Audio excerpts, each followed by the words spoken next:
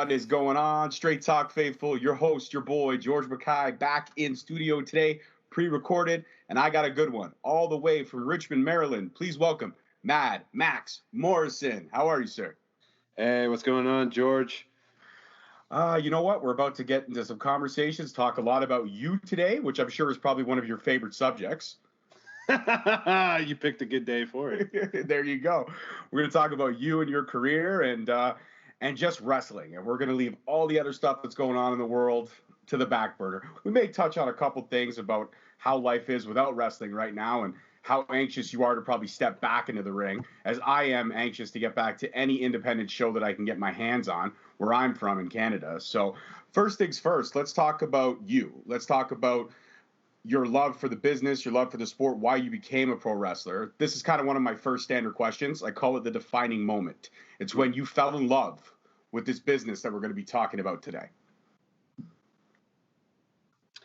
So for me, I've been watching pro wrestling, I guess, since probably like my early teens. I guess for me, when I was a young kid, I used to do the Boy Scouts, and I went to a group leader's house, and their kids, it would be on before we would have meetings, and I was very intrigued. So, like, some of the first wrestlers I ever saw were the Road Warriors and just some of those guys. And I saw the toys. I was like, this is kind of neat. Because I've always been a comic book kid growing up. So for me, it was kind of like hand in hand.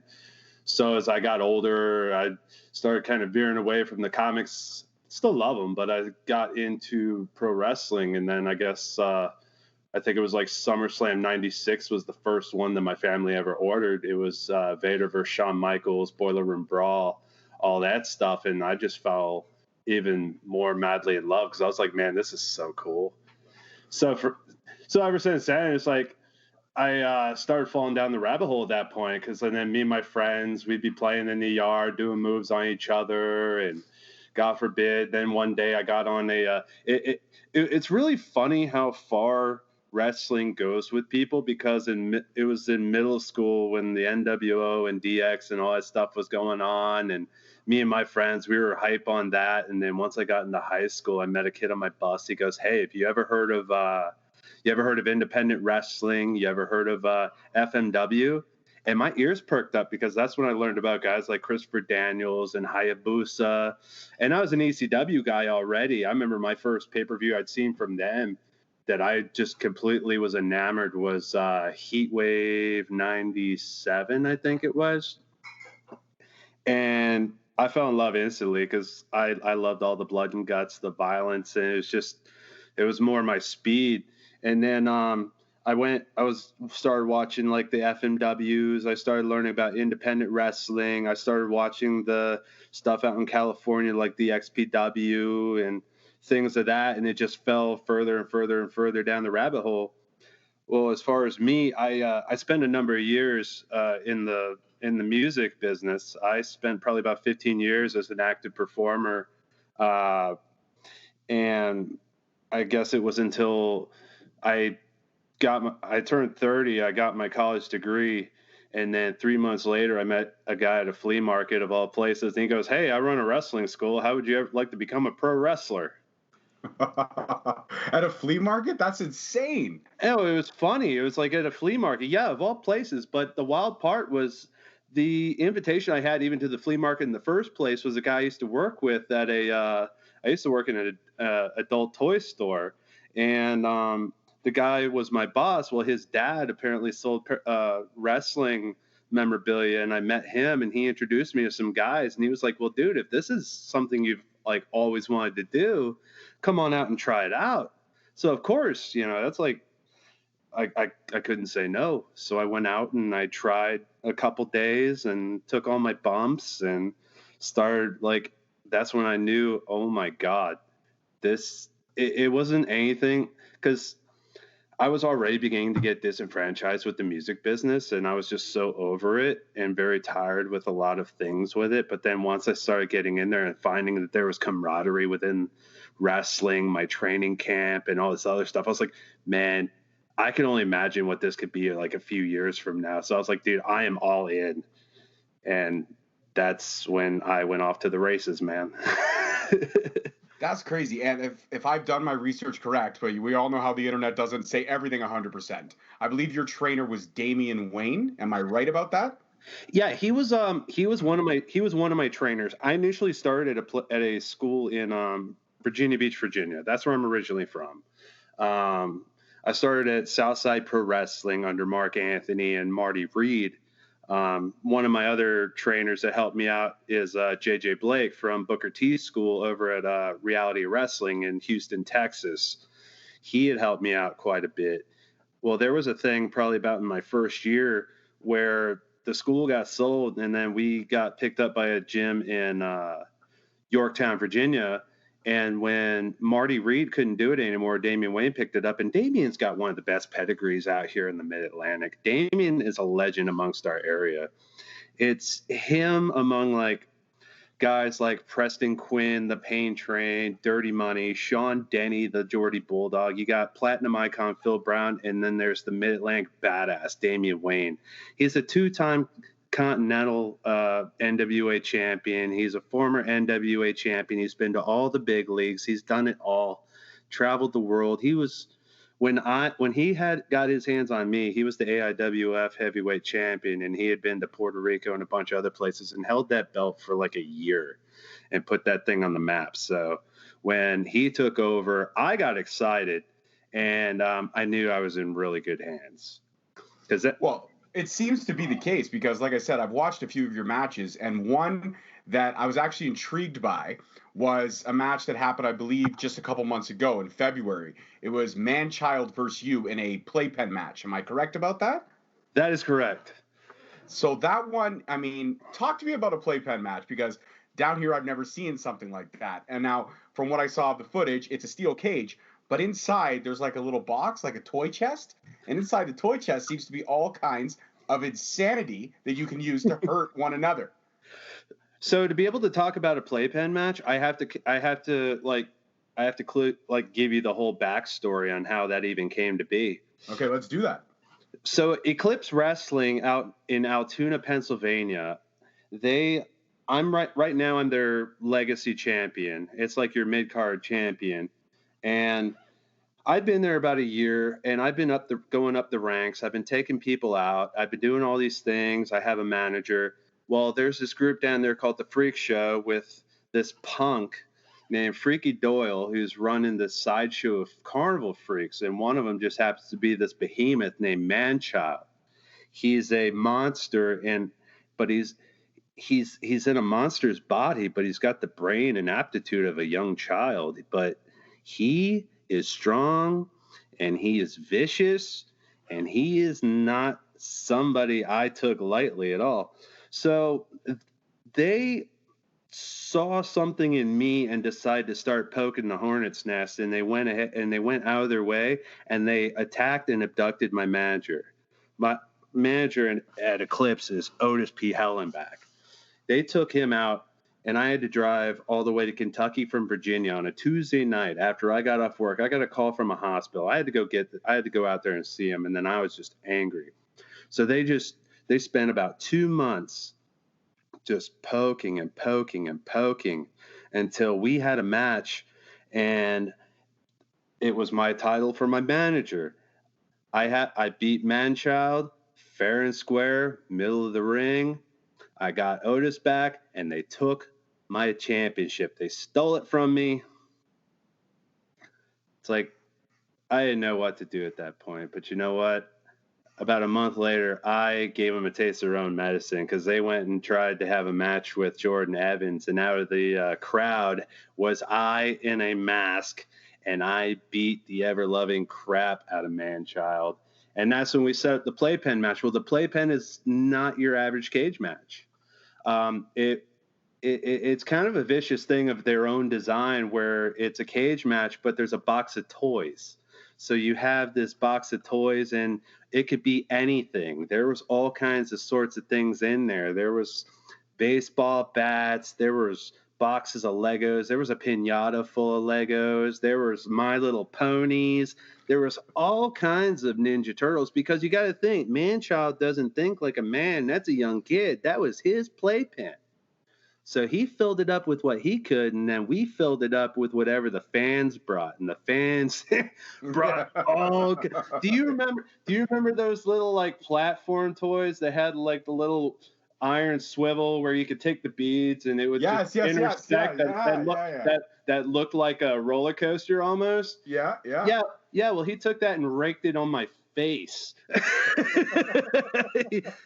He raked my face with one of those. I had a bicycle helmet with Legos attached to it and headbutted the crap out of him. It was the wildest thing. That was probably one of the wildest matches I've ever done in my life, man. But Playpen was wild. That was a fun time. Yeah, absolutely. It looked intriguing, and I was sitting there and I was watching the footage, and I'm like, I love it, but at the same time, I'm just so hurt by what they're doing with all these wonderful toys. The Legos, the Ninja Turtles. I have a collection of Ninja Turtles, and I can't look at them the same now after watching that match. I can't look at my kid has Mega Blocks and Legos, and just before we sat down, she's like, "Daddy, you want to play with me?" I'm like, "Well, what are we gonna play?" She's like, "Let's build a tower." I'm like, "No. Daddy just watched something yesterday, and I can't. I got Legos like on the brain in a dark place." So, you know what? I think those kind of matches are fresh and different because they add a different spin and a layer. And in this day and age, when indie wrestling is so abroad and it's so out there, to have these types of flavor-filled matches where you can actually set up these storylines, like you gave me a backstory of almost 2 months, you said. To set it up like that and to have it culminate like that, that's hard to do in indie wrestling, but you guys did it. You made it work. And after hearing the backstory and then now remembering the playpen match, it all makes perfect sense. It's a fantastic story. Well, surprisingly enough, that story lasted about a good 5 months, and it came out of nothing. We actually had to call an audible, and that's when things got funny and we got creative. And in independent wrestling, it's hard to really be able to tell these kind of long stem stories because you got to make sure that your fan base is like in tune. You got to make sure that they're there and they're consistent and they're tuning in, because when you're talking about a live show as opposed to TV wrestling, TV, you could tune in every week, catch up on what we're doing. When it's independent, it's hard because it's hit or miss, because a lot of times you might not necessarily have the same consistent crowd or the fan base. So when they're coming in, they're not always, not everybody's up to speed. But luckily, over to a place like Eclipse, this is where we thrive, and this is why we really cater to a lot of storytelling and whatnot, is because we wrestle in one building, and because Altoona is rich with wrestling history, and it was forever before they had any more wrestling to really come through, before Phoenix Pro Wrestling, before it became Eclipse. And Eclipse, that's what we do, is we give these people something to look forward to every single month. Every single month, we're in there and we're telling our stories. We're progressing all our wrestlers, and we're progressing everything going on, and they're biting in and they're sinking their teeth into everything that's going on, and that it makes it great for them because they have something to look forward to. It gives us something great to be able to get creative and to be able to give them just a product to follow. And it's incredible the messages we get to when they're so involved and just so they suspend their disbelief and they're following along. And I get messages, "Oh, Max, that freak show, those dastardly bastards, I know you can beat them, and you got to get Otis back, and this and that." And man, that the fan base, they love what we're doing. They're passionate. They thrive for this kind of stuff. So we try to give them like the best possible thing. And I think for independent wrestling to be able to tell stories like that, because you have such a passionate fan base, it makes it great for just wrestling in general. It does. And it sounds like the fan base you have there is much like the fan base we have down here. There's so many great promotions that we have out here. A couple I'm affiliated with, Crossbody Pro Wrestling out in Kitchener, Ontario, Canada. You got Destiny Wrestling out in Mississauga, Battle Arts Pro in Mississauga, Greek Town, downtown Toronto. And these guys all do the same thing. They thrive and they build, and their fan bases are very loyal to the product. And it's refreshing when you can see that across the board, and it lets you know that what you're doing is right. And it's got to hurt right now with everything going on in the world that you can't get in that ring and you can't tear it up. I mean, we're not going to talk so much about COVID, but I can tell that you miss it just by watching you right now. I mean, people, when this drops in June, we're only going to hear the audio. They're not going to really get to see the video. But the fact is, I can tell by your face, you miss it. You miss the crowd. You miss the fans. And that brings me to my question about WrestleMania. I don't know if you watched it or not, the empty arena that they did to try to hold things together and give people something else to think about.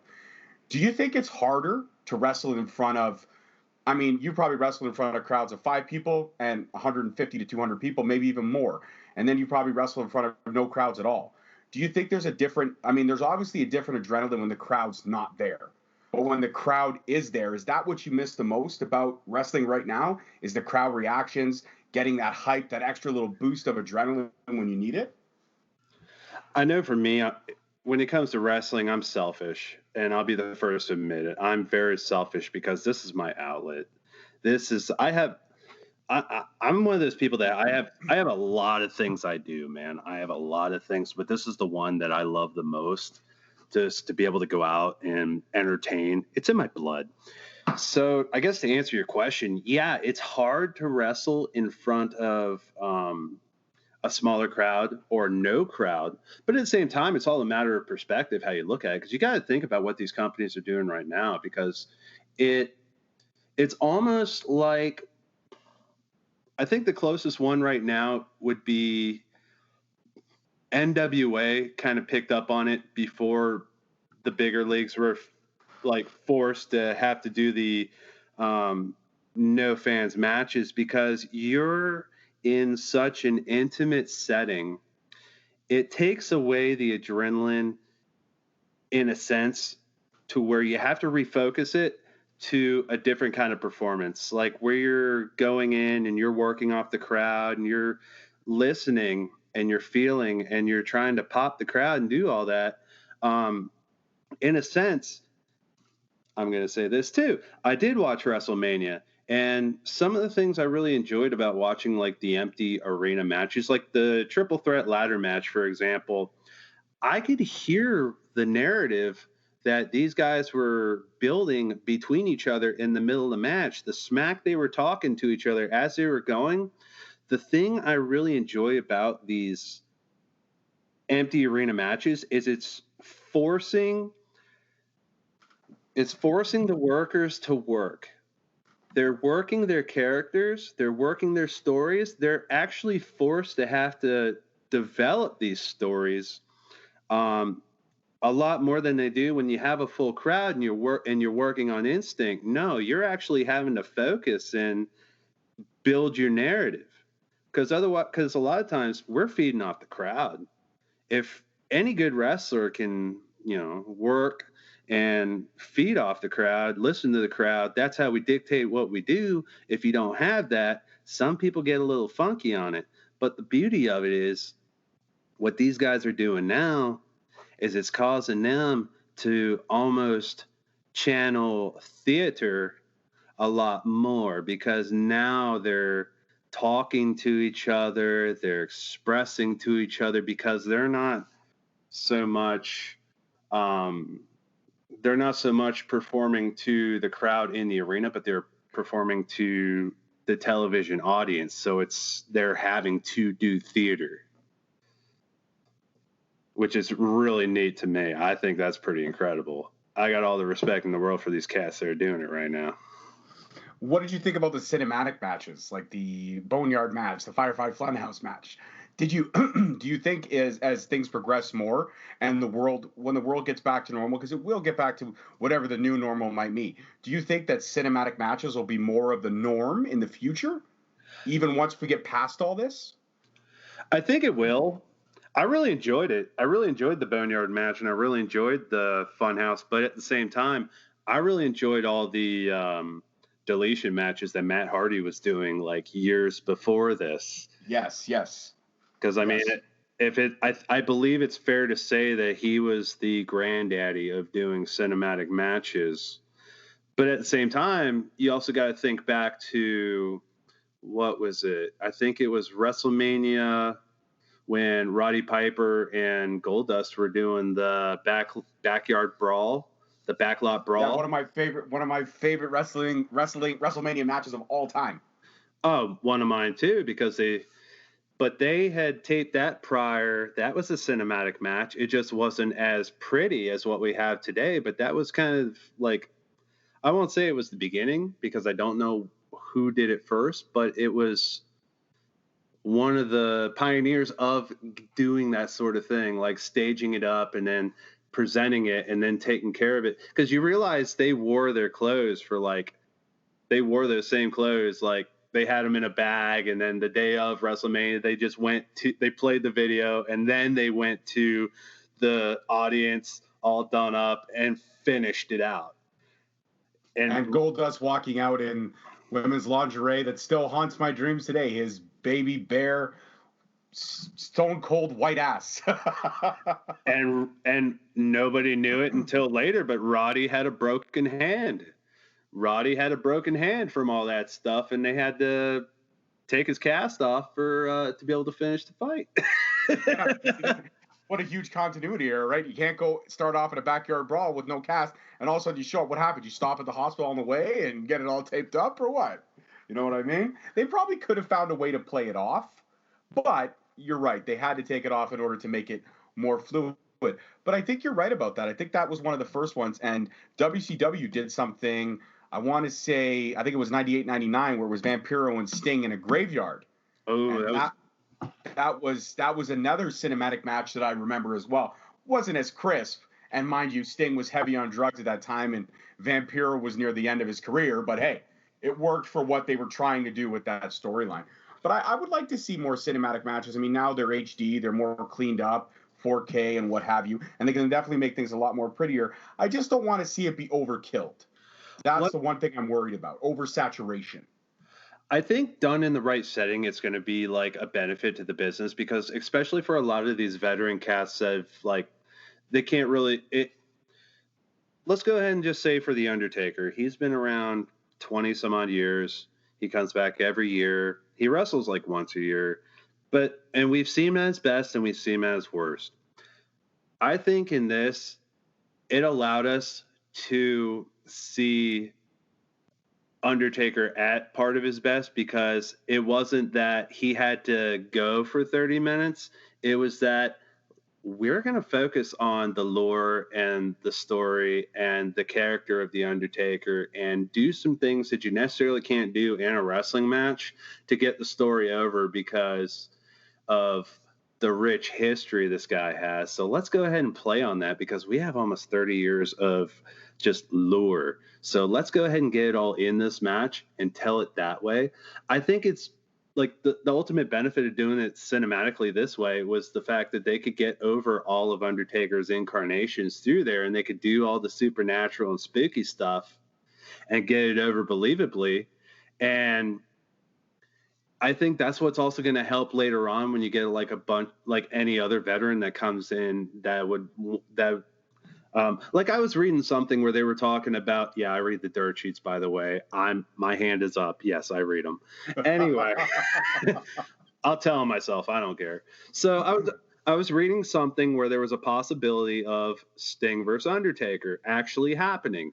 I think cinematic would be a benefit to get both those guys looking at their best, not focusing so much on the work, but focusing on character, story, and just overall storytelling. I think if they were to do it that way, because they're both into their twilight of their career, that would be able to maintain integrity for both characters, both men, both individuals, and it would be entertaining for everybody.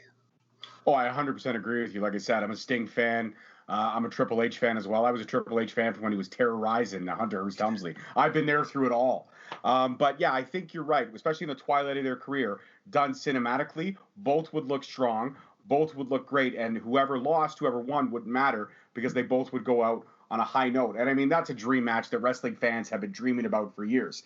And cinematically now being an option, a very good option with the success of what they did at WrestleMania and how clean and polished it looked, it definitely could make some heads turn and give those guys that high note and facet. But I do want to circle back to you for a second now. You mentioned before that you were in the music business and you became disenfranchised with it. And then that's when the outlet came for wrestling. What was it about the music business that, I mean, we're a wrestling podcast, but I do like to get real and personal when I can. What was it about the music business that made you kind of turn away from that and go back to that, childhood dream of kind of being a wrestler? Well, I know for me, I had spent many, many, many years, and one thing about myself is I'm one of those kind of people where if there's something I want to do, I'm going to find a way to do it no matter what it takes. And I'm also a dream chaser, and that's just something I've just always done. If there's something I want to do, I'm going to find a way to do it. I don't care what kind of hell I have to go through. I don't care what kind of what kind of bullshit I got to go through and do. I will find a way to do it. I will find a way to thrive, and I will find a way to make the best of it. Well, I've been playing music forever. That was what I thought my love was. And I was a drummer in multiple bands. But the problem I ran into for me was that I started off in my early 20s actually going professional, and I was playing with guys probably like 15, 20 years older than me. And I had to grow up a lot, and I was partying a lot, and we did a lot of stuff. I toured the country with so many bands, and I got to experience a lot of things, got to party a lot. That was cool, but it wasn't doing me so hot. But then eventually got sick and tired of the politics, and I got tired of the fact that there were times where I was on point and other people weren't, and there was just a mix in the signal, and I got kind of tired of it because it wasn't like I would lose kind of, I guess the best way to explain it is lose the vibe of what I was doing. So then eventually I would leave bands and go do something else. One thing to my testament, even somebody told me recently, it's like, Max, one thing you've always done is you know how to bring a band to another level. Like most of the bands I ever played in, it wasn't I started it. I got hired on to replace somebody, and then I brought them to another level. And then like Clint Eastwood, I just ride off to the sunset and go to my next one. And I did that for a lot of years. And then eventually I got into the cover band field where I was like, I'm tired of being the starving artist. So I want to go and see if I can't make a paycheck at this and see if I can't make some kind of a career. And I did it. I did it for 8 years. I did it for 8 or 9 years where I was working a full-time job, and then I was playing drums like 2 to 4 or 5 nights a week on top of it. And I was barely sleeping, but I was making good money. But eventually politics was what it was. And then I just got sick of it, and I got very tired of just the lifestyle, and it got frustrating.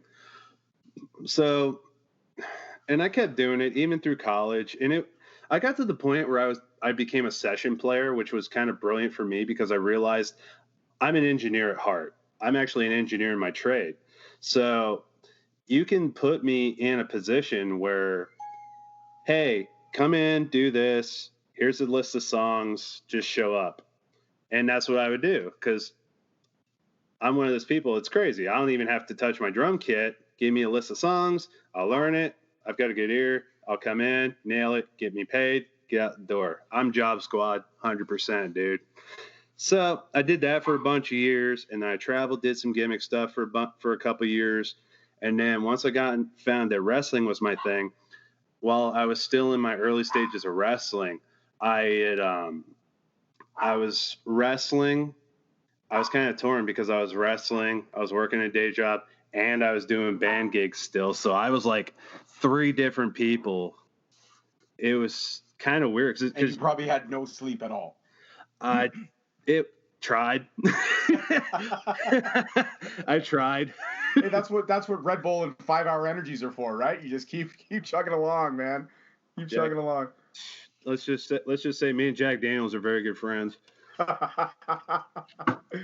And but over time, like a couple of years, I got to the point where as I was wrestling more and I'm still playing, and even though my job would understand, I got to the point where I realized I'm stretching myself too thin because I'm kind of a workaholic. And then I was like, I'm enjoying music less and I'm enjoying wrestling more. And it's not so much that I'm out there. I mean, yeah, I'm getting physical, and it allowed me to get my body and my health straight, but I'm meeting people that are more like me than the people I'm meeting in the music.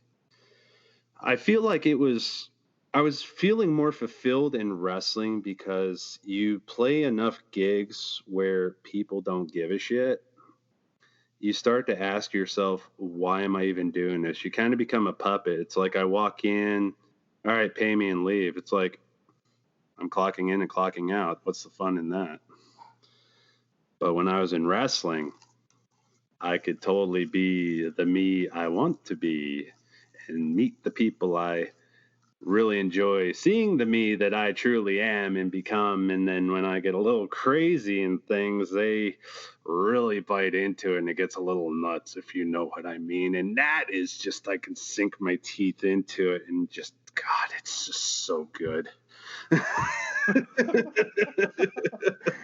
Absolutely. So talk to me about, because I mean, everybody knows there's layers to character. And kayfabe, whatever, yada yada. But character involvement is key. And I look at your character and I look at everything about it, and I see touches of a little bit of Hollywood.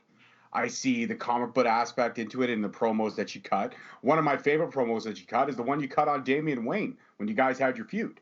You're pissed off about what he was doing, and even though he trained you, you wanted to set him straight. You wanted to make him an example for all the shady shit he was doing. And that was a great promo. And then I look at the character, though, and I look at the name.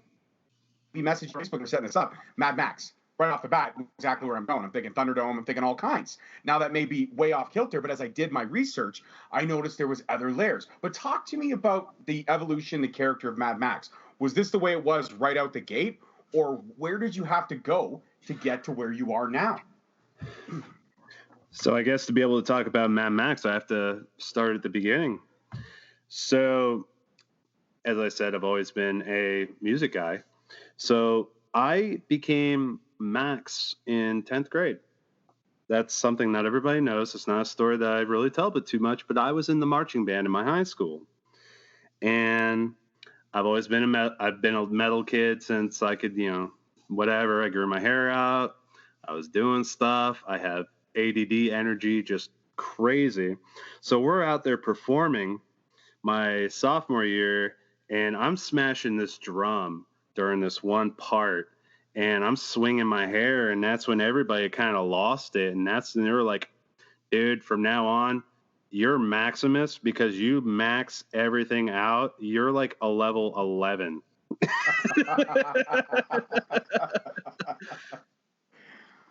I like that. You skip 1 through 10 and boom, you're right to 11. Yeah, they told me straight up, you're 11, so from now on, you're Max. Skipped a year. I gave a year break, and then I went and actually marched a drum for a year. And I had something to prove because I physically was having trouble, but they saw that I was out there marching parking lots while the lights were off. All it was a street light at dark on my own, learning drill, doing all this other stuff, putting myself through the paces, doing shit that other kids weren't doing. They're like, you are Max. So I embraced that, and I took that into music. And then Max is like an extension of me. Hi, I'm Brian. But Max is me all the way the F up here because I take everything just way too far. I'm way too much over animated, over emotional, over violent, whatever. So I took it in the music, and I would max out. I could party harder than just about anybody. I could hit drums harder than just about anybody. I can thrash faster than just about anybody. I could step toe to toe with just about damn anybody, and I wasn't scared to either because I bounced at clubs for about 3 years too. So as I did this, I gained my reputation, and everybody was like, oh, Max, holy shit. So I take that, and then once I got into wrestling, I was like, well, I've already got a name. And I was like, well, what can I do with Maxx Morrison? And then I thought about it. I played in a band for 2 years called Mad Hatter with 2 Ds. So that's where the mad part comes from. And it's not Mad Max's Thunderdome is a lot of people think. Nobody really pays that much attention. It's always the go-to because, the audio cue, but it's mad like a mad scientist or the Mad Hatter. Because I'm very unpredictable, I'm all over the place, and there's no telling what I'm going to do.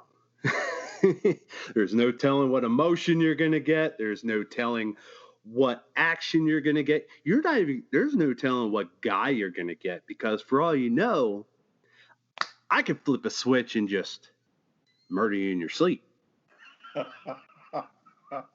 Or I could be your best friend, but you've always got to have an eye on me. That's where the madness comes from. That's the Mad Max. My backstory of Mad Max is the fact that I spent all these years in the music scene, and I got ostracized by my bandmates for being too out of control. That's how I got into pro wrestling, because I found a field more suitable for me, so I can get my madness out, and it was acceptable. And the thing about Mad Max is he eventually, because I'm a heavy metal guy, dude, I love all kinds of music, but my heart is in the heavy, and I'm always been a headbanger. I go to the concerts, I'm a headbanger. So I've got a head harder than rock. I use this as my offense and my defense. That's why they call me the headbanger, but because I'm freaking crazy. And a little thanks to Tracy Smothers, who gave me some compliments early on in my career. That is why I'm the wild-eyed headbanger, Mad Maxx Morrison. Plus, I've got a penchant for horror movies. You were right about the whole Hollywood thing, dude. Me and horror are synonymous, which is something else I'd like to talk about at this point, too, is because if it wasn't for pro wrestling, I wouldn't have a movie career right now, because I'm a budding actor in the horror field independently. And really? Well, I'm a big horror movie fan. I've got a lot of independent horror movies. Is there something I might have seen? Not yet. It's actually still being finished. We just did last year we did this movie through Fuzzy Monkey Productions. Wild Eye Releasing's putting it out. It's called Deathboard, from Brad Twigg. He did Killer Camp. Have you ever heard of Killer Camp Out? Or Mills versus Zombies? Yep. Wrestle Massacre? Yep. That guy. That guy's a fucking lunatic. I love that dude, man. Brad is the fucking man. And I did Deathboard with him. And then this last year, I was shooting this anthology we're trying to get out by Halloween next year, called Shriek Show. It's like a carnival anthology, like, Creep Show, but Shriek Show. And so I got to do a couple movies with him. And that's where a lot of my inspiration comes from, dude. I surprisingly don't watch a whole lot of wrestling these days. I watch a lot of movies and TV, and oh yeah, I'm going through so much stuff right now. I just showed my wife Gran Torino for the first time. I have the Clint Eastwood box set, and I didn't even realize. I was flipping through. I was like, oh my God, Gran Torino, I love this movie. She's like, what's that? It sounds stupid. I'm like, no. It's angry, drunk, racist Clint Eastwood. It's fucking amazing. It is. That's one of his best. He should have won a fucking Oscar for that. He didn't. Wrong. You were wrong, man. Get off my lawn. Dude, Don't you put a spoiler on that. Don't you put a spoiler on that Gran Torino. Make it look like the rest of the shitbox cars out there. Oh, so good. Here, I'll show you something funny since you're on camera and the rest of them can't see it, but I'm also a big Elvira fan. Check out my mouse pad. Nice. My wrist has never felt so supported. So since we're on the subject of horror movies, let's finish this episode off with, this has been a great conversation, by the way. And before I ask my last two questions, I want to say thank you so much, man, for being on the show. And you are now officially a member of the Straight Talk family. Anytime you want to come back on the show, I would absolutely love to have you. So I got two more questions. One is kind of fun, and one we're going to get a little serious. But horror movies, I mean, everyone's debatable about what their favorites are, who the best killer is of all time, who's this, who's that. When it comes down to your absolute number one favorite horror movie of all time, what do you got for me? I don't have a number one. Like, like all defining. But I realized recently I'm oddly a fan of the number 2 for some fucking reason, because I love Child's Play 2. I love Puppet Master 2. I love Critters 2. I love Phantasm 2. So you're a big fan of the sequel? For some reason, they just, like, some of these ones from the 80s just happen to be like the best ones. So I'll go on this tangent. I just bought this documentary that's like hard to get. It's called In Search of Darkness, a journey through the iconic horror movies of the 80s. And it's like 4.5 hours long, but it's beautiful because it just touches on like everything from decade to decade to decade to decade. And that's when I realized, yeah, I think I like the sequels, because Hellraiser, but I think as far as like my favorites, Chucky is my dude, and I'll tell you why. Because he scared the shit out of me, literally for so long. Because it took me until I was like 14 to get over him. So once I finally did, I was like, that's what it's all about. So I was like, dude, you had that kind of influence on my life. Mad respect. You're my favorite. That's terror. For me, it's Michael Myers, man. I've been a Halloween fanatic since I was a kid. It scared the shit out of me. Yep. Yeah, I see it. I absolutely see it. And my last question for you before we wrap this up. If there's a young fan, male or female, out there listening to this and wanting to break into the business, what piece of advice could you pass on to them? I do get asked this a lot, and I really do love like passing this kind of info along. But seriously, if you got dreams, try and follow them, dude, because you only have one life and nobody's going to tell you otherwise. The only way you can really be happy is if you yourself find happy. So you're trying to break into business, just be smart and just don't be a disrespectful dumbass, because nobody's going to take it. Find a school, find somebody reputable, mouth shut, ears open. Go to every camp and seminar you can. And my biggest piece of advice that I even tell the old cats, man, is just that always find a way. Because wrestling, life, everything, I've hustled for everything that I have today, dude. Like, my life I can attribute to pro wrestling. My house in Maryland, my wife, my movie career, experiences I have, friends and family I've made along the way, my sweet hoodie with my face on it. Available on ProWrestlingTees.com. There's so much stuff that I can just straight up attribute to pro wrestling. And it was not easy, but determination and ingenuity goes a long way. So just find a way, like, ask questions. If there's somebody out there that knows how to do something and you want to learn how to do it, don't be scared to ask them. And network. Like, seriously, it's a hustle. Figure out what you want to do and find a way to do it. You will come out in the end as long as you're determined this is truly what you want to do. Just don't be scared to try, man. The only shot you don't take is the one you don't do. What a great way to end this conversation. I had a blast with you, sir. You're an absolute amazing guy to talk to. And I hope one day I can get my ass out to Maryland so I can see you in action in person. We can snap that picture together. It'll be awesome. It'll be absolutely awesome. Oh, definitely. I appreciate you having me on, man. Hopefully I can make my way up to Canada here one of these days as well. Hell yeah, man. We would love to have you out here. We respect the headbangers. I'm a hip-hop guy myself, but I do have an appreciation for metal. Absolutely do. So you take care, enjoy the rest of your night, and we will definitely talk very, very soon.